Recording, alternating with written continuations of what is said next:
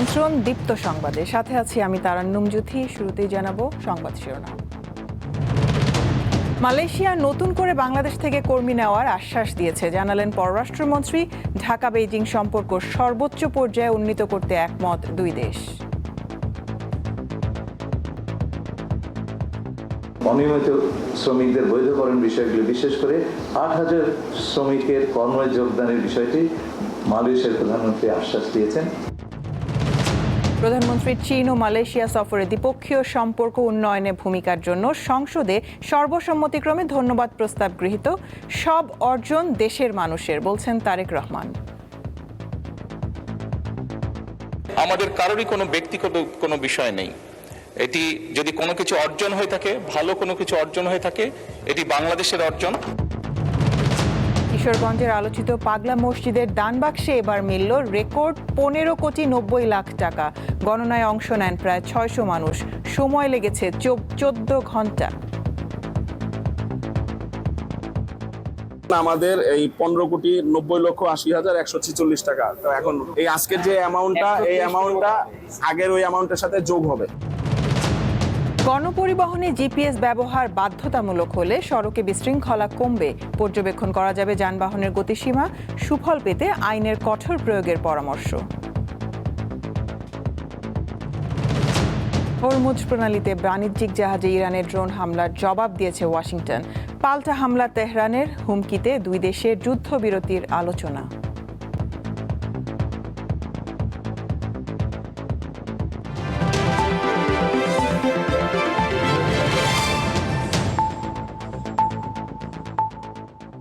Malaysia নতুন করে বাংলাদেশ থেকে কর্মী নেওয়ার আশ্বাস দিয়েছে। প্রধানমন্ত্রী তারেক রহমানের সফরে এই অগ্রগতি হয়েছে। আজ এমনটাই জানালেন পররাষ্ট্রমন্ত্রী খলিলুর রহমান। বলেন, যেসব কর্মী অবৈধ হয়ে পড়েছেন তাদের ব্যাপারেও ইতিবাচক আশ্বাস পাওয়া গেছে। পররাষ্ট্রমন্ত্রী জানান, ঢাকা বেইজিং সম্পর্ক নতুন উচ্চতায় পৌঁছেছে। তিস্তা নদী ব্যবস্থাপনার বিষয়ে দ্রুত সম্ভাব্যতা যাচাই শুরু করবে বাংলাদেশ ও চীন। প্রধানমন্ত্রী হিসেবে তারেক রহমান প্রথম বিদেশ সফর করলেন মালয়েশিয়ায়। 2 দিনের সফরে তিনি দেশটির প্রধানমন্ত্রী আনোয়ার ইব্রাহিমের সঙ্গে দ্বিপক্ষীয় বৈঠক করেন। মালয়েশিয়া থেকে তারেক রহমান যান চীনে। 4 দিনের সফরে তিনি দেশটির প্রেসিডেন্ট শি জিনপিং ও প্রধানমন্ত্রী লি কিয়াং এর সঙ্গে বৈঠক করেন। প্রধানমন্ত্রীর 2 দেশ সফর নিয়ে শনিবার পররাষ্ট্র মন্ত্রণালয়ের সংবাদ সম্মেলনের আয়োজন করা হয়। এতে জানানো হয়, তারেক রহমানের মালয়েশিয়ার সফর বেশ সফল হয়েছে। শ্রম সহযোগিতার বিষয়ে নিরাপদ, নিয়মিত ও স্বচ্ছ অভিবাসনের অঙ্গীকার দুই পক্ষ পুনর্ব্যক্ত করেছে এবং অনিয়মিত শ্রমিকদের বৈধকরণ বিষয়গুলি, বিশেষ করে 8,000 শ্রমিকের কর্মে যোগদানের বিষয়টি মালয়েশিয়ার প্রধানমন্ত্রী আশ্বাস দিয়েছেন। তারেক রহমানের চীন সফরকে দ্বিপক্ষীয় সম্পর্ক এগিয়ে নেয়ার মাইল ফলক হিসেবেও দেখছে পররাষ্ট্র মন্ত্রণালয়, যেখানে গুরুত্ব পেয়েছে রোহিঙ্গা সংকট ও তিস্তা মহাপরিকল্পনার মতো বিষয়গুলো। চীন বাংলাদেশ মিয়ানমার ইকোনমিক করিডোর প্রস্তাবটি তারা করেছেন, এটা আপনারা শুনেছেন ইতিমধ্যে। তিস্তা নদীর ব্যাপক ব্যবস্থাপনা ও পুনরুদ্ধার প্রকল্প, এর উল্লেখযোগ্য অগ্রগতি হয়েছে। চীন সর্বসাধ্য সহায়তা প্রদান করবে বলে জানিয়েছেন এবং আমরা দুপক্ষে একমত হয়েছি যে সম্ভাব্যতা সমীক্ষা সেটা আমরা ত্বরান্বিত করব। China wants to be a trustworthy friend of Bangladesh for its development, not just a temporary one, but one with long-term commitment. Bangladesh চীন সম্পর্ক সর্বোচ্চ পর্যায়ে উন্নীত করতে এই 2 দেশ একমত হয়েছে বলেও জানিয়েছেন পররাষ্ট্রমন্ত্রী। অবশ্যই আমন্ত্রণ করেছে। রুবায়েত হাসান, দীপ্ত সংবাদ, ঢাকা। প্রধানমন্ত্রী তারেক রহমান বলেছেন, চীন ও মালয়েশিয়া সফরে দেশের মানুষের স্বার্থ রক্ষা নিয়ে আলোচনা হয়েছে। এই সফরের সব অর্জন দেশের মানুষের। আজ জাতীয় সংসদের অধিবেশনে যোগ দিয়ে তিনি এই কথা বলেন। 2 দেশের সাথে সম্পর্ক উন্নয়ন ও বিনিয়োগ আকর্ষণে অনন্য ভূমিকার জন্য সংসদের সর্বসম্মতিক্রমে প্রধানমন্ত্রীকে ধন্যবাদ জানিয়ে একটি প্রস্তাব গৃহীত হয়। প্রধানমন্ত্রীর সাম্প্রতিক মালয়েশিয়া ও চীন সফরকে অভূতপূর্ব সাফল্য হিসেবে উল্লেখ করা হয়। সংসদ সদস্যদের কৃতজ্ঞতা ও ধন্যবাদ প্রস্তাবের জবাবে প্রধানমন্ত্রীও তাদেরকে ধন্যবাদ জানান। দলের অবস্থান থেকে আমরা একটি স্লোগান ব্যবহার করি, সেটি হচ্ছে যে বাংলাদেশ ফার্স্ট। আমি আমার দেশের মানুষের স্বার্থ নিয়ে কথা বলার এবং সেই স্বার্থ রক্ষা করার চেষ্টা করেছি মাননীয় স্পিকার। মাননীয় স্পিকার, এখানে আমাদের কারোরই কোনো ব্যক্তিগত কোনো বিষয় নেই। এটি যদি কোনো কিছু অর্জন হয়ে থাকে, ভালো কোনো কিছু অর্জন হয়ে থাকে, এটি বাংলাদেশের অর্জন। দেশে মাদকের সবচেয়ে বড় চালান স্বরাষ্ট্রমন্ত্রীর এলাকার আশপাশ দিয়েই আসে বললেন ঢাকা ৩ আসনের বিএনপি দলীয় সংসদ সদস্য গয়েশ্বর চন্দ্র রায়। আর জাতীয় সংসদে তিনি আরও বলেন, আগে ওই পথে মাদক পাচারের সঙ্গে একটি নির্দিষ্ট নাম শোনা গেলেও এখন সেই ব্যক্তির নাম নেই। বর্তমানে কারা এই চক্র পরিচালনা করছে জানতে চান গয়েশ্বর। আরেকটা বিষয় আছে মাননীয় স্বরাষ্ট্রমন্ত্রী, আমাদের দেশের মাদকের সবচেয়ে বড় চালানা সোনার বাড়ির আশেপাশ দিয়া কক্সবাজার টেকনাফ। আগে শুনতাম বধু, এখন তো বধু নাই, বধু তো বধ হয়ে গেছে গা। এখন তো ওইখানকার দায়িত্বটা কে নিছে? বাড়ির আশেপাশের লোক। স্বরাষ্ট্রমন্ত্রী তো চেনার কথা। এতদিন ওই দিক দিয়ে মাদক আসা বন্ধ হওয়া উচিত ছিল। আইন দেওয়া কোনো কিছু হয় না, আইন কার্যকরী করার জন্য সাহস লাগে, সৎ সাহস লাগে, ইচ্ছা লাগে। সুতরাং আমাদের একটা বড় চ্যালেঞ্জ এখন বাংলাদেশে। ঢাকার তুরাগ নদীতে কার্যক্রম নিষিদ্ধ আওয়ামী লীগ সমর্থক 7 জনের মরদেহ ভাসার যে খবর সামাজিক যোগাযোগ মাধ্যমে ছড়িয়েছে তা ভিত্তিহীন, এমনটাই জানিয়েছে পুলিশ। আজ সন্ধ্যায় পুলিশ সদর দপ্তর এক সংবাদ বিজ্ঞপ্তিতে বলেছে, তুরাগ নদীতে আওয়ামী লীগ ছাত্রলীগের 7 নেতাকর্মীর মরদেহ ভাসার মিথ্যা তথ্য দিয়ে জনমনে বিভ্রান্তি ছড়ানোর অপচেষ্টা চালানো হচ্ছে। প্রকৃতপক্ষে এ ধরনের কোনো ঘটনার খবর পাওয়া যায়নি। এই ধরনের মিথ্যা অপপ্রচারে বিভ্রান্ত না হওয়ার জন্য সবার প্রতি অনুরোধ জানিয়েছে বাংলাদেশ পুলিশ।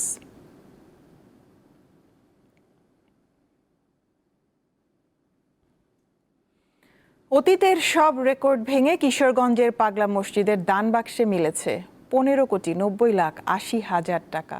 43 বস্তা টাকার পাশাপাশি মিলেছে স্বর্ণ অলংকার ও বিভিন্ন দেশের মুদ্রাও। প্রায় 600 মানুষ 14 ঘন্টায় এই টাকা গুনতে সক্ষম হয়। শনিবার সকাল 7টা একে একে খোলা হয় কিশোরগঞ্জের আলোচিত পাগলা মসজিদের বড় বড় দান বাক্সগুলো। অতিরিক্ত জেলা ম্যাজিস্ট্রেট ও দান বাক্স খোলা কমিটির আহ্বায়ক মোহাম্মদ এরশাদুল আহমেদের তত্ত্বাবধানে এবং জেলা প্রশাসক সোহানা নাসরিন ও অতিরিক্ত পুলিশ সুপার নাজমুস সাকিব খানের উপস্থিতিতে সবগুলো বাক্স খোলা হয়। দান বাক্স থেকে টাকাগুলো প্রথমে বস্তায় ভরে মসজিদের দ্বিতীয় তলায় নেওয়া হয়, পরে মেঝেতে ঢেলে শুরু হয় গণনা।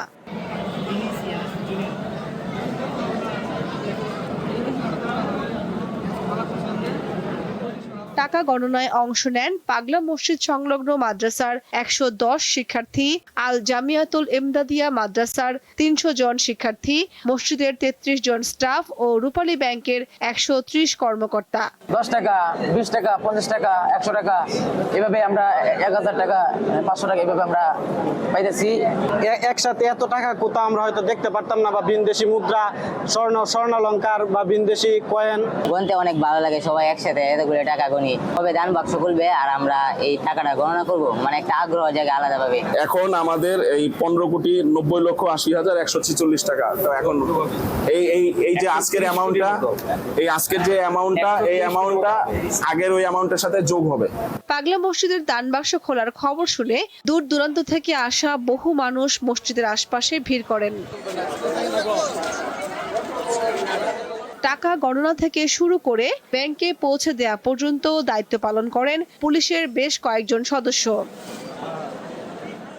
গত বছরের 27 ডিসেম্বর কিশোরগঞ্জের পাগলা মসজিদের দান বাক্স খুলে পাওয়া গিয়েছিল 11,78,00,000 টাকা। বর্তমানে রূপালী ব্যাংকে মসজিদটির হিসাবে 114 কোটি টাকা রয়েছে। কামরুন নাহার, দীপ্ত, বার্তাকক্ষ। সড়কে বিশৃঙ্খলা ঠেকাতে গণপরিবহনে জিপিএস ব্যবহার বাধ্যতামূলক করেছে সরকার। এই ব্যবস্থা কার্যকর হলে গাড়ির গতিসীমা তদারকির পাশাপাশি অনিয়ম কমবে। এই বিষয়ে সরকারের নির্দেশনা না মানলে যানবাহনের রুট পারমিট বাতিল সহ কঠোর পদক্ষেপ নেওয়ার কথা জানান সংশ্লিষ্টরা। আগামী 1 আগস্ট থেকে দেশের সব গণপরিবহনে জিপিএস ডিভাইস সংযুক্ত করা এবং তা সচল রাখা বাধ্যতামূলক করা হয়েছে।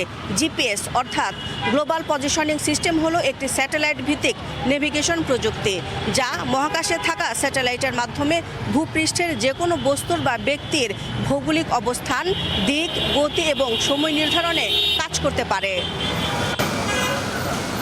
নিরাপদ সড়ক ও পরিবহন ব্যবস্থাপনা নিশ্চিত করতে Bangladesh road transport authority BRT এর নতুন নির্দেশনা অনুযায়ী যানবাহনের নিবন্ধন ও ফিটনেস নবায়নের জন্য জিপিএস বাধ্যতামূলক করা হয়েছে। থাকাটা বেটার কেন? এটা থাকলে একটা মালিকের সম্পদ জানা থাকলো যে গাড়িটা আমার এখানে আছে, কোম্পানিরও জানা থাকলো যে আমার এই কোম্পানির এই গাড়িটা আমার চলতেছে। এটা অনেক ভালো হবে যে চুরি মুড়ি করে নিয়ে গেলে জিনিসগুলো আমরা পেয়ে যাবো জিপিএস থাকলে। গণপরিবহনে অনেক সময় যাত্রীরা ভোগান্তিতে পড়েন, নির্যাতনের শিকার হন নারী যাত্রীরা, আবার দুর্ঘটনার পর অনেক সময় ধরা ছোঁয়ার বাইরে থাকে সংশ্লিষ্টরা। কিন্তু জিপিএস ব্যবহারে পরিস্থিতি পরিবর্তনের আশা যাত্রীদের। কোথায় গাড়ি অবস্থান করতেছে বা কোথায় এখন বর্তমানে আছে সবকিছু এটা ডিটেলস জানা যাবে। সেক্ষেত্রে এটা নারীদের জন্য অনেক সুবিধা হবে। জনগণ যেমন পাবলিক ট্রান্সপোর্টে যেভাবে চলাফেরা করে অনেকখানি রিস্ক নিয়ে তাদেরকে চলতে হয়, তো এটা যদি জিপিএস ট্র্যাকারের মাধ্যমে যদি সবসময় তদন্ত করা হয় তাহলে অবশ্যই আমরা উপকৃত হব। বিশেষজ্ঞরা বলছেন শুধু জিপিএস বাধ্যতামূলক করলেই হবে না, রাখতে হবে নিয়মিত তদারকির ব্যবস্থা। স্ট্যাটাস যদি শেয়ার করা হয় তাহলে যাত্রীও কিন্তু অ্যাপের মাধ্যমে দেখতে পারবে যে তার নেক্সট বাসটা কোথায় আছে, কতক্ষণ লাগতে পারে, তাহলে কিন্তু সে দেখা যায় তার সেভাবে প্ল্যান করতে পারে, ট্রিপ প্ল্যান করতে পারে। ওভারঅল সিকিউরিটি একটা ব্যাপার রয়েছে যে আসলে যাত্রী নিরাপত্তা বলেন, তারপরে ভেহিকেল ফ্লিট ম্যানেজমেন্ট বলেন, সবগুলোতে কিন্তু আমরা একটা ভালো সুবিধা পাবো। ভেহিকেল ট্র্যাকিং সিস্টেমটাও ভিটিএসটা ইউজ করতে পারি, যে কিনা স্পিডটাও মেজার করতে পারে। সেক্ষেত্রে দেখা যাবে যে ওভার স্পিডিং বা রেকলেস ড্রাইভিং যদি হয় সেটাও কিন্তু আমরা বের করতে পারবো। জিপিএস ব্যবহারের মাধ্যমে সড়কে শৃঙ্খলা ফিরিয়ে আনা সম্ভব হবে বলে মনে করেন বাস মালিক সমিতির এই নেতা। আমরা স্পিড লিমিট করার জন্য অনেক চেষ্টা করছি, কিন্তু সেটা জায়গায় জায়গায় ব্যর্থ হয়, আমরা জানতে পারি না। এটার মাধ্যমে করা যাবে। মোরওভার গাড়িটা কোন রুটে যাচ্ছে, যানজটে আছে কিনা, কোন লোকেশনে চলতেছে, বা মালিকের জ্ঞাতার্থের বাহিরে কোথাও অগোচরে কোথাও চলছে কিনা, অনৈতিকভাবে এটা কোনো রাস্তা ব্যবহার করতেছে কিনা।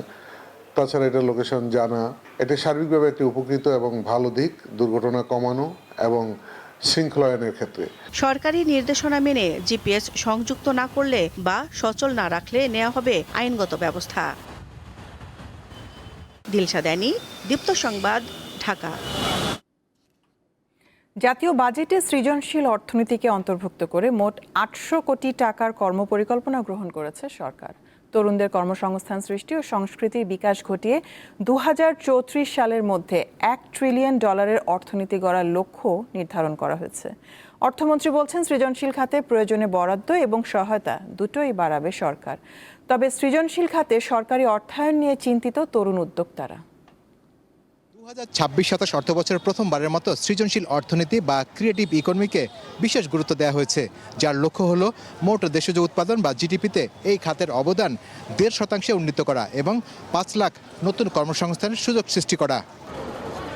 তবে সৃষ্টিশীল কাজের সঙ্গে জড়িত নবীন উদ্যোক্তারা কি আসলেই মূল্যায়িত হবেন, কিংবা তাদের জন্য ঘোষিত সহায়তা আদৌ কি ঠিকমতো পাবেন তারা? কিভাবে এই ফান্ডিংটা পেতে হয়, বেশিরভাগ উদ্যোক্তাই এই ব্যাপারে তাদের কোনো ধারণা নেই বা তারা জানে না। দ্বিতীয়ত হলো এইটা পাওয়ার জন্য যেই জিনিসপত্র থাকতে হবে সেটাকে আসলে কিভাবে ওভারকাম করবে, সেটার জন্য আসলে যেই গাইডলাইন দরকার বা সেটার জন্য যেই ফ্লেক্সিবিলিটি দরকার, সেটাও আসলে একটা উদ্যোক্তার জন্য একটা বড় চ্যালেঞ্জ। যদিও সরকার বলছে এবারের বাজেট উদ্যোক্তাদের জন্য সম্ভাবনার নতুন দুয়ার খুলে দিয়েছে। বলা হচ্ছে প্রযুক্তি, মিডিয়া, চলচ্চিত্র এবং ওটিটি প্ল্যাটফর্মের মতো সৃজনশীল খাতে খুব দ্রুত বিপুল সংখ্যক নতুন কর্মসংস্থান তৈরি করা সম্ভব। সৃজনশীল শিল্পকে এগিয়ে নিতে বিশ্বমানের প্রযুক্তি, অত্যাধুনিক স্টুডিও এবং উন্নত কারিগরি সরঞ্জামের প্রয়োজন হবে, যার মাধ্যমে শক্তিশালী হবে সামগ্রিক অর্থনৈতিক অবকাঠামো। আর বৈশ্বিক ডিজিটাল বাজারের বিস্তারের সাথে সাথে সৃজনশীল কন্টেন্ট, কারুশিল্প ও সফটওয়্যারের চাহিদা বাড়ছে, যা বৈদেশিক মুদ্রা অর্জনের নতুন দিগন্ত উন্মোচন করবে। এমন বাস্তবতায় রাজধানীর অদূরে পূর্বাঞ্চলে 160 একর জমিতে ফ্ল্যাগশিপ সেন্ট্রাল হাব নির্মাণের সম্ভাব্যতা যাচাইয়ের কাজ চলছে। ক্রিয়েটেড ইন বাংলাদেশ নামে একটি জাতীয় ব্র্যান্ড চালুর উদ্যোগ নেওয়া হয়েছে, যা দেশীয় শিল্প ও সংস্কৃতিকে আন্তর্জাতিক বাজারে তুলে ধরবে। এছাড়া পেপাল সহ আন্তর্জাতিক পেমেন্ট গেটওয়ে চালুর উদ্যোগ নেওয়া হয়েছে। ক্রিয়েটিভ ইকোনমির কনসেপ্টটা নিয়েছি এখানে বহু লোক তাদের জীবনযাত্রার মানের উন্নয়ন হবে, তারা আরো লোক এমপ্লয় করবে। একটা হচ্ছে আমরা কোনোদিন স্পোর্টসকে ইকোনমি হিসেবে দেখি না। Sports is a big economy. বিশ্লেষকরা বলছেন, কর্মসংস্থান তৈরি ও সামগ্রিক অর্থনীতিতে গতি সঞ্চার করতে চাইলে সৃজনশীল খাতে তরুণদের অংশগ্রহণ বাড়ানোর বিকল্প নেই। স্থবিরতা কাটিয়ে ওঠার জন্য আমরা একটা বিকল্প চিন্তা দরকার। এই বিকল্প চিন্তা থেকে আসলে সৃজনশীল অর্থনীতি কথাটা আসছে। যদি ইনোভেটিভ কিছু আইডিয়া না আসে, তাহলে আপনার এখানে বিনিয়োগ আসবে না। আর ইনোভেটিভ আইডিয়া আসলে পরে এটি ইমপ্লিমেন্টেশনেও আপনার একটা নতুনত্ব আসবে। বাজেটে ফ্রিল্যান্সার ও কন্টেন্ট ক্রিয়েটরদের জন্য কোনো কাগজপত্র ছাড়াই বিদেশ থেকে $5,000 পর্যন্ত আয় নির্বিঘ্নে দেশে আনার সুবিধা রাখা হয়েছে। শাহরিয়ার ইমন, দীপ্ত সংবাদ, ঢাকা। কুমিল্লার 14 গ্রামে ঢাকা চট্টগ্রাম মহাসড়কের ডিভাইডারে লাগানো সৌন্দর্যবর্ধক অনেক গাছ কেটে ফেলা হয়েছে। সড়ক ও জনপথ বিভাগের এই গাছ কাটার ঘটনায় স্থানীয়রা ক্ষোভ প্রকাশ করেছেন। এ নিয়ে থানায় মামলা হয়েছে। বিস্তারিত জানাচ্ছেন শাকিল মোল্লা। ঢাকা চট্টগ্রাম মহাসড়কের কুমিল্লার 14 গ্রাম উপজেলার শামুকসার এলাকায় ডিভাইডারে বিভিন্ন প্রজাতির গাছ ছিল। এই গাছগুলো পরিবেশের ভারসাম্যর পাশাপাশি সড়কে উল্টাপথ থেকে চলাচলকারী বিভিন্ন যানবাহনের হেডলাইটের আলো চালকদের চোখে পড়া আটকাতো। এতে রাতে চালকদের জন্য মহাসড়ক অনেকটাই নিরাপদ ছিল। গত বুধবার গভীর রাতে দুর্বৃত্তরা এই গাছগুলো কেটে নিয়ে যায়। এতে চালক ও স্থানীয়দের মধ্যে দেখা দিয়েছে চরম ক্ষোভ।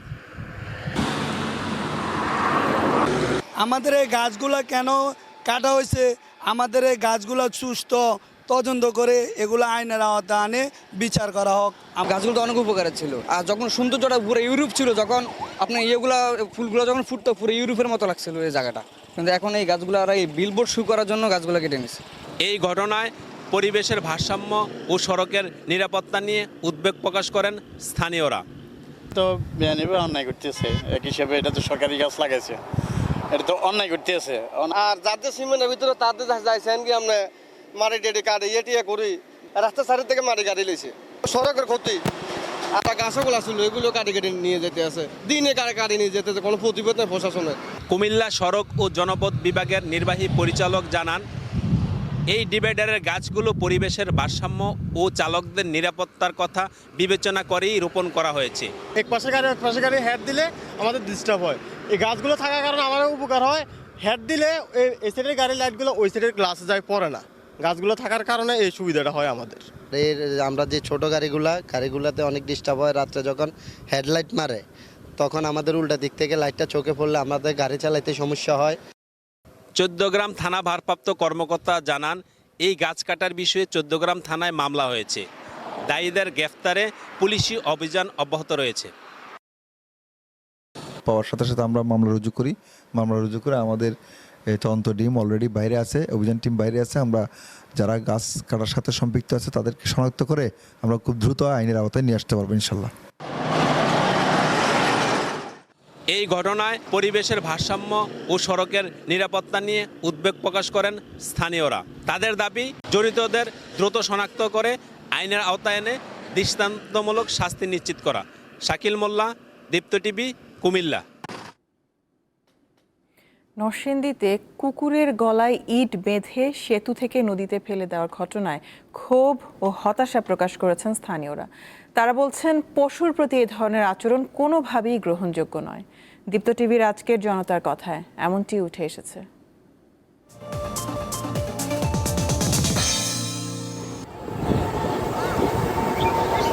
গত 24 তারিখে এই জায়গায় এই স্থানেই একজন ব্যক্তি একটা কুকুরকে গলায় রশি বেঁধে এই নদীতেই ফেলে দেয়। জনগণের কাছে জানতে চাচ্ছি এই কাজটা কেমন হলো। আমরা যখন ভিডিওটা দেখি সামাজিক যোগাযোগ মাধ্যমে, যখন আমরা দেখতে পাই যে একটা কুকুরের গলায় রশি বেঁধে ইট দিয়ে নদীতে ফালাইয়ে দেয়, তখন এটা স্বাভাবিক, যে কোনো মানুষেরই, হৃদয়বান মানুষ যাদের মন আছে তাদের স্বাভাবিক খারাপ লাগবে। কারণ আমরা দেখতে পাচ্ছি যে কিছু কিছু মানুষ এখানে দেখছিল যে কুকুরটা ফালাইতেছে, তখন কেউ কোনো বাধা দেয় নাই। পশু, সে তো একটা বোবা প্রাণী, আমরাও তো মানুষ, আমাদেরও তো মধ্যে প্রাণ আছে। তো আমাদের সাথে যদি এরকম জিনিসটা ঘটতো তাহলে এটা তো খুব খারাপ ভাবে হইতো। তো সেই সুবাদে আমি চাই যে এই অপকর্মটা করেছে তার যাতে দৃষ্টান্তমূলক শাস্তি হয়। পোষ্য প্রাণী যারা, তাদের একটা অধিকার আছে, এই জিনিসটা আসলে এখনো সমাজের অনেক প্রান্তে অবহেলিত। যদি আমাদের প্রাণী অধিকারের বিষয়ে আমাদের সচেতনতা আরো ভালো থাকতো। আমরা এই ধরনের আমাদের তরুণ সমাজ এই ধরনের ঘটনা আগামীতে আর দেখতে চাই না, এরকম বর্বরতা, নিষ্ঠুর কাজ। আমরা এটা তীব্র নিন্দা এবং প্রতিবাদ জানাই এবং এর সুস্থ বিচারও দাবি জানাই। কুকুরের সাথে যে ব্যবহারটা করেছে এটা আসলে মানুষ হয়ে কোনোভাবে এটা উচিত হয় নাই। কুকুরের ব্যবহারটা আমরা কুকুরের সাথে করেছি, তো আমরা আসলে পশুর পরিচয় দিয়েছি। প্রাণী বা অন্যান্য সবকিছুর প্রতি আসলে আমাদের যেই মনুষ্যত্ব আছে সেই মনুষ্যত্বটা ভালোভাবে দেখানো উচিত। অতীতের মানবাধিকার লঙ্ঘনে নিরপেক্ষ তদন্ত ও দ্রুত বিচারের দাবি জানিয়েছেন আইনজীবী, মানবাধিকার কর্মী সহ বিশিষ্ট নাগরিকরা। আজ রাজধানীতে মানবাধিকার বিষয়ক এক অনুষ্ঠানে তারা এই দাবি জানিয়ে বলেন, মানবাধিকার রক্ষায় বিচার বিভাগ ও নাগরিক সমাজ সহ সবাইকে এগিয়ে আসতে হবে।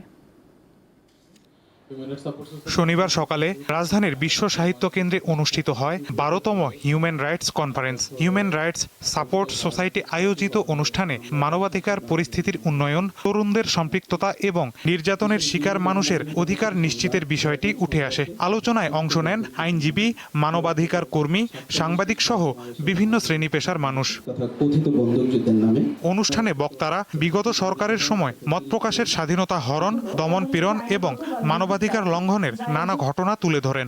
বলেন, সকল মানবাধিকার লঙ্ঘনের ঘটনায় বিচার নিশ্চিত করতে হবে। বাংলাদেশের এই মানবাধিকার রক্ষার জন্য একটা শক্ত মানবাধিকার কমিশন দরকার, এক বিচার বিভাগের স্বাধীনতা দরকার এবং আমরা আরো মনে করি যে সংবাদ মাধ্যমগুলোর যে মত প্রকাশের স্বাধীনতা সেগুলো দরকার, তাহলে সত্যগুলো সামনে চলে আসবে। আমাদের পক্ষ থেকেও উদ্যোগ থাকবে যে বাংলাদেশের জন্য সংসদে যেন একটা কমিটি আমরা ইনশাল্লাহ গঠন করতে পারি মানবাধিকার বিষয়ে। তো সেই জায়গায় আমরা কাজ করে যাচ্ছি। আজকে যে মানবাধিকার লঙ্ঘনের ঘটনাগুলি ঘটছে সেই জায়গাটিতে আমাদের সোচ্চার হতে হবে। এখানে দলীয় বিবেচনা করা যাবে না, আমি কোন বিশ্বাসে বিশ্বাসী সেটা দরকার নেই। আমাদেরকে প্রথম দিন থেকেই সচেতন থাকতে হবে, দৃঢ়তার সাথে কথা বলতে হবে। এছাড়া অতীতে সংগঠিত সকল অপরাধের বিচার দাবি করেন আইনজীবীরা। তবে বিচারের নামে কোনো নিরপরাধ মানুষ যেন নির্যাতনের শিকার না হন সে বিষয়ে জোর দেন তারা। যেখানে আমরা নিজেরা শরীক হচ্ছি, যেটার মধ্যে এগুলোর ব্যাপারে কথা না বলি এগুলো হতে দিচ্ছি, এটা একটু ভাবতে হবে। শুধুমাত্র সেই পুলিশ বা সেই সেনাবাহিনীর সদস্য শুধু তারা দায়ী না, কিন্তু শুধু সেই রাজনীতিবিদ যে হুকুম দেয় সে দায়ী না। যারা জেনে শুনে নিশ্চুপ থাকে, বক্তব্য দিতে রাজি না হয়, তাদেরও কিন্তু কিছু দায়িত্ব আছে। যে একটা ইন্ডিপেন্ডেন্ট পুলিশ ইনকোয়ারি কমিশন গঠন করা হোক। পুলিশের বিচার বা তদন্তের জন্য পুলিশের কাছে যেতে চাই না, আর একটা ইন্ডিপেন্ডেন্ট ইনকোয়ারি কমিশনের কাছে যেতে চাই। এমন এক সিস্টেম এখন হয়েছে, অতীতেও ছিল, এরকমই দেখছি আমরা বিগত 15-20 বছর থেকে। যখন যা নিষ্পত্তি হওয়ার কথা তখন তা নিষ্পত্তি না হওয়ার কারণে অনেক বিচার প্রার্থীদের মধ্যে হতাশার লেভেল এই পর্যায়ে পৌঁছে অনেকেই মন্তব্য করেন আর এই বারান্দায় আছে। ভবিষ্যতে দেশের মানবাধিকার পরিস্থিতি নিয়ে জনসচেতনতা তৈরি এবং নীতিগত সংস্কারের দাবি জানান আয়োজকরা। মাহিদুর রহমান, দীপ্ত সংবাদ, ঢাকা। বগুড়া শহরের দুটি হরিজন কলোনিতে একাধিক বহুতল ভবন নির্মাণের উদ্যোগ নেওয়া হয়েছে, কিন্তু অতীতের মতো প্রতি পরিবারের জন্য একটি মাত্র কক্ষ বরাদ্দ থাকায় চরম অসন্তোষ দেখা দিয়েছে। একটি মাত্র ঘর, তার সামনেই ছোট্ট একটি বারান্দা, এতটুকু জায়গাতেই সপরিবারে বসবাস। একজন দুজন নয়, পরিবারের সকল সদস্য থাকেন এখানে। এমনকি পরিবারের ছেলে মেয়েদের বিয়ে হলেও তাদের জন্য মেলে না আলাদা রুম, থাকতে হয় একই ঘরে সবার সঙ্গে গাদাগাদি করে। বলছি বগুড়ার হরিজন সম্প্রদায়ের কথা। আবাসন সংকট সমাধানে বগুড়ায় দুটি হরিজন কলোনিতে বহুতল আবাসিক ভবন নির্মাণের উদ্যোগ নিয়েছে সরকার। প্রকল্পের কাজ শুরু হলেও এ নিয়ে দেখা দিয়েছে চরম অসন্তোষ, কারণ বহুতল ভবনেও পরিবার প্রতি বরাদ্দ রাখা হয়েছে একটি মাত্র কক্ষ। ওই একটাই রুম যদি করেন তাহলে প্রচুর মতো জীবন যাপন আগেও যাচ্ছিল, এখনো তাই হলো। সেটা করাচ্ছে না করাই ভালো। ছেলে মেয়ে বেটার বউ নিয়ে থাকতে পারবো একটা ঘরে? সম্ভব। বলেন, তাহলে আমাদের ঘর ভাঙে কি লাভ হলো? জোয়ান মেয়ে ছেলে বড় হচ্ছে, তা কি ছেলের বউকে নিয়ে ছেলেকে নিয়ে ঘুমানো যাবে? সেরকম এখন না ছোট আছে নিয়ে ঘুমাচ্ছি, বড় হলে তখন কি করে পড়ে? একই ঘরে যেরকম আগে থাকতাম সেই পরিবেশে তো আবার ওই পরিবেশেই চলে আসবে। বিল্ডিং করলে আমাদের কোনো সুবিধা পেলাম না। আমাদের বলছে তোমাদের 3টা করে রুম দিবে, এই কথা বলে আমাদের ভাঙছে। আমরা চাই 3টা করে, আমাদের রুম না দিলে আমরা তখন আমাদের যেভাবে রুম ছিল সেভাবে বানাই দিতে বলে। আগের পৌর যে ভবনগুলো আছে দেখেন আপনি, রান্নাঘরও আছে, একটা রুম আছে, আর ছোট্ট একটা বারান্দা আছে, খাওয়া দাওয়া করতে। খালি কি বাথরুম একটা যোগ হচ্ছে আমাদের, তার সাথে আর কিছু যোগ হচ্ছে না। বিষয়টি গুরুত্বের সঙ্গে বিবেচনার কথা জানান প্রকল্পের কর্মকর্তারা। আপনি যেটা বলছেন সেটা আমাদের ঊর্ধ্বতন কর্তৃপক্ষকে আমরা বিষয়টা অবগত করবো যে স্যার এখানে যদি একটা না করে যদি সেপারেট যদি 2টা রুম যদি করা যায় তাহলে তারা আরেকটু ভালো হয়তো সুন্দর পরিবেশে তারা থাকতে পারে, সিকিউরিটিও তাদের মধ্যে থাকবে। হরিজন সম্প্রদায়ের মানুষের প্রত্যাশা সরকার তাদের আবাসন সমস্যা সমাধানে কার্যকর পদক্ষেপ নেবে, যেখানে মর্যাদাপূর্ণ ও মানবিক আবাসন নিশ্চিত হবে। সঞ্জিদা স্নিগ্ধা, দীপ্ত, বার্তাকক্ষ। ইরানের ড্রোন ও ক্ষেপণাস্ত্র জিপো এবং উপকূলীয় রাডার সিস্টেমে যুক্তরাষ্ট্রের হামলার পর ওয়েস্ট এশিয়ায় অবস্থিত যুক্তরাষ্ট্রের সামরিক ঘাঁটিগুলোতে পাল্টা হামলা চালিয়েছে তেহরান। শনিবার এক বিবৃতিতে দাবি করেছে Islamic Revolutionary Guard Corps IRGC। ইরানের নৌবাহিনী জানায় আশপাশে যুক্তরাষ্ট্রের সেনা ঘাঁটি ও স্থাপনাগুলোকে লক্ষ্য করে পাল্টা হামলা চালানো হয়েছে। তবে ঠিক কোন কোন ঘাঁটিতে আঘাত হানা হয়েছে সে বিষয়ে বিস্তারিত তথ্য দেয়নি তারা। এর আগে হরমুজ প্রণালীতে সিঙ্গাপুরের পতাকাবাহী একটি মালবাহী জাহাজে ড্রোন হামলা চালায় ইরান, জবাবে পাল্টা হামলা চালায় যুক্তরাষ্ট্র। এই অবস্থায় যুদ্ধবন্ধে যুক্তরাষ্ট্র ইরানের মধ্যে চলমান শান্তি আলোচনা অনিশ্চয়তায় পড়েছে।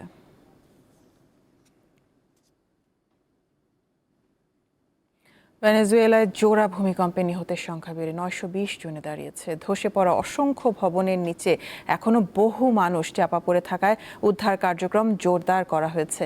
আর স্বজনদের খোঁজে ধ্বংসস্তূপের বাইরে অপেক্ষায় হাজারো পরিবার। ভয়াবহ ভূমিকম্পে রাজধানী কারাকাস সহ দেশের উত্তরের ডজন খানেক শহর লণ্ডভণ্ড হয়ে গেছে। হাসপাতালের রোগীর চাপ বেড়ে যাওয়ায় অস্থায়ী চিকিৎসা কেন্দ্রে আহতদের সেবা দেওয়া হচ্ছে। কয়েকশো আন্তর্জাতিক উদ্ধারকর্মী এরই মধ্যে ভেনেজুয়েলায় পৌঁছেছে।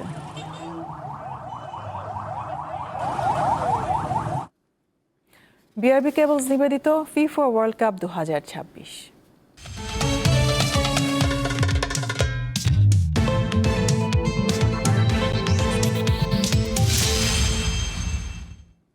বিশ্বকাপের যে গ্রুপে নিজেদের শেষ ম্যাচে জর্ডানের বিপক্ষে মাঠে নামবে বর্তমান চ্যাম্পিয়ন আর্জেন্টিনা।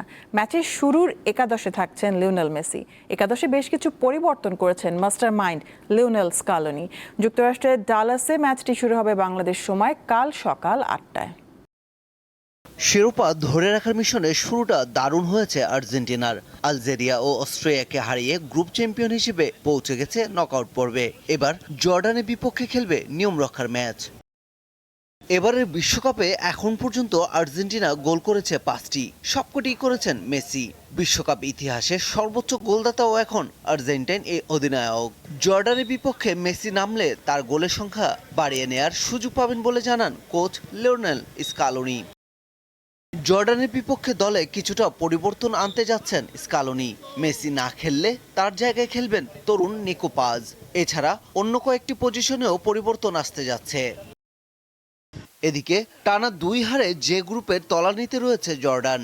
গ্রুপ পর্বে নিজেদের শেষ ম্যাচে বর্তমান চ্যাম্পিয়নদের বিপক্ষে জয় চাইছে তারা। তবে আর্জেন্টিনার মতো দলের বিপক্ষে কাজটি সহজ হবে না বলেও স্বীকার করেন দলটির হেড কোচ। পারভেজ খোকন, দীপ্ত স্পোর্টস। এদিকে নওগাঁর রানীনগরে এক চিকিৎসক তার ব্যক্তিগত চেম্বারে ব্রাজিল সমর্থকদের ফ্রিতে চিকিৎসা সেবা দিচ্ছেন। ডাক্তার ফরিদ এইচ খান আর্জেন্টিনার সমর্থক হয়েও ব্যতিক্রমী এই উদ্যোগ নেওয়ায় এলাকায় ব্যাপক সাড়া ফেলেছে। আরও জানাচ্ছেন সহকর্মী মোহাম্মদ আব্দুর রউফ।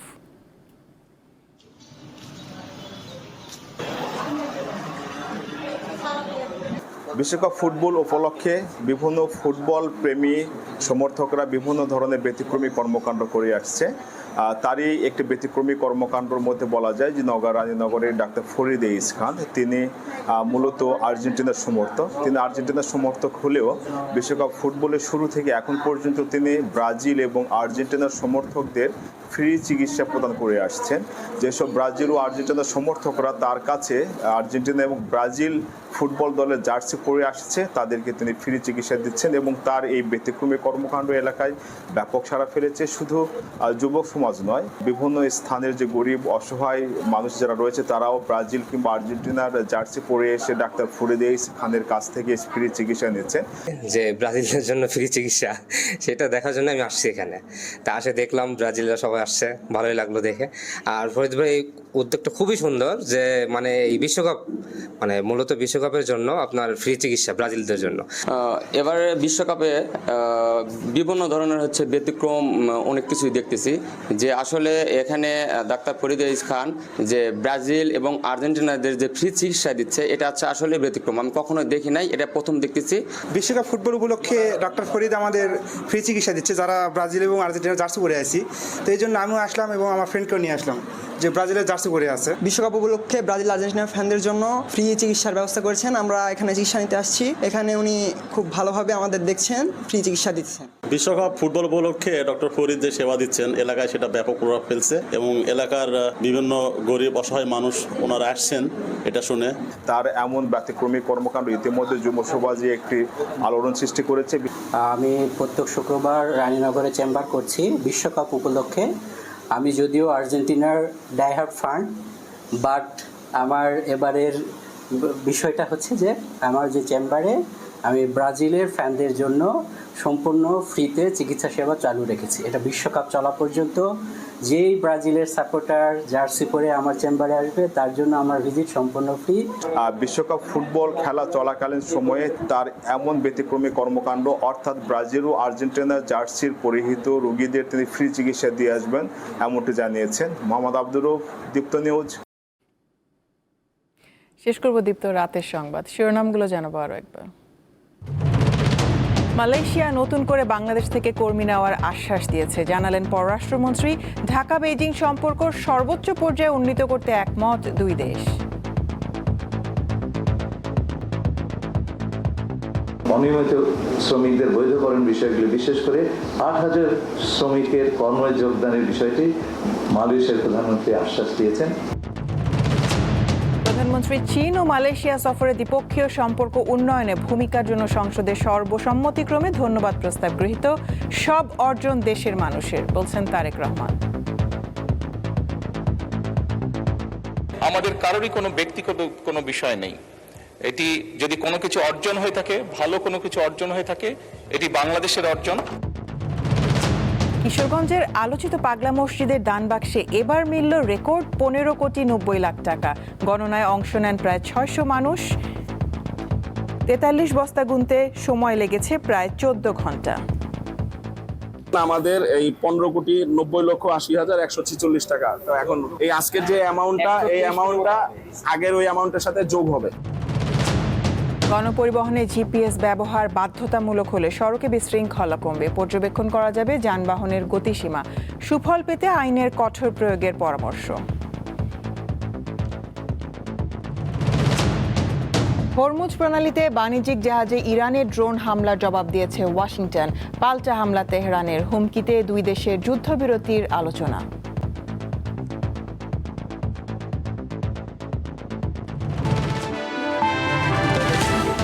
এই ছিল এখনকার মতন। আমি তারান্নুম জুথি বিদায় নিচ্ছি। দর্শক, আরো তথ্য বিনোদনের সংবাদ জানতে যুক্ত থাকুন দীপ্ত টিভি ডিজিটাল প্ল্যাটফর্মগুলোতে। এতক্ষণ সাথে থাকার জন্য ধন্যবাদ সবাইকে।